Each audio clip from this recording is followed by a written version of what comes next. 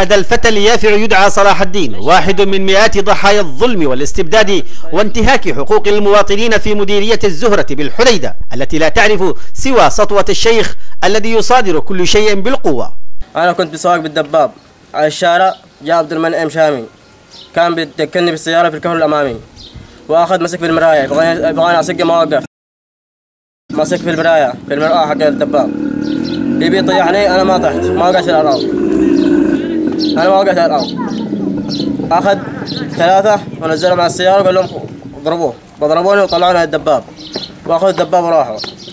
لم يكتفي هذا النافذ بالتقطع لهذا الطفل وضربه، بل نهب دراجته النارية وهدده بخطف والده بسبب مواقف ابنه الثورية.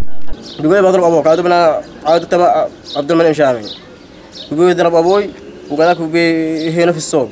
الزهرة هي المديرية الوحيدة في خارطة الجمهورية اليمنية لا تزال تعيش أزمنة ما قبل الثورة والجمهورية، فإدارة الأمن والنيابة والسلطات المحلية يسيطر عليها نافذون استباحوها بتواطؤ مقصود من حكم العائلة.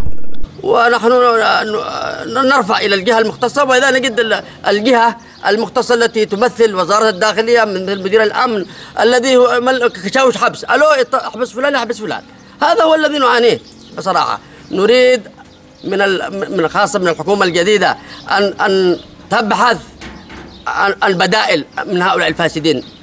المواطنون اليوم يتطلعون في هذه المديرية إلى التحرر من أسر مراكز النفوذ بعد أن رزحت مديريتهم 3 عقود تحت مراكز النفوذ.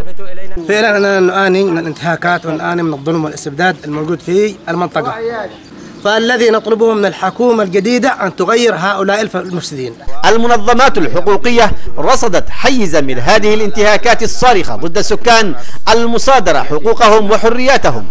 القضية الأولى قضية صلاح الدين، تمام، وهذه القضية هي اعتداء عليه وأخذ متره أو دبابه من قبل المتنفذين والمسلطين بالقوة، نزعا بالقوة، تمام. أما القضية الثانية فهي قضية الطفل مخلص سلطان، وهذا اعتدي عليه من قبل أحد المشايخ مباشرة في السوق.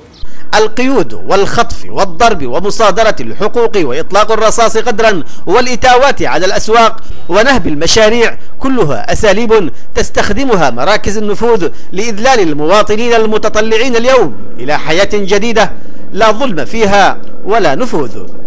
بانتظار أن تعيد حكومة الوفاق الوطني لهذا المواطن كرامته بعد أن نهبت دراجته النارية وظل هو مطاردا من قبل مراكز نفوذ لا تزال ترى نفسها فوق الدستور والقانون. عبد الحفيظ الحطامي، قناة سهيل، مديرية الزهرة، محافظة الحديدة.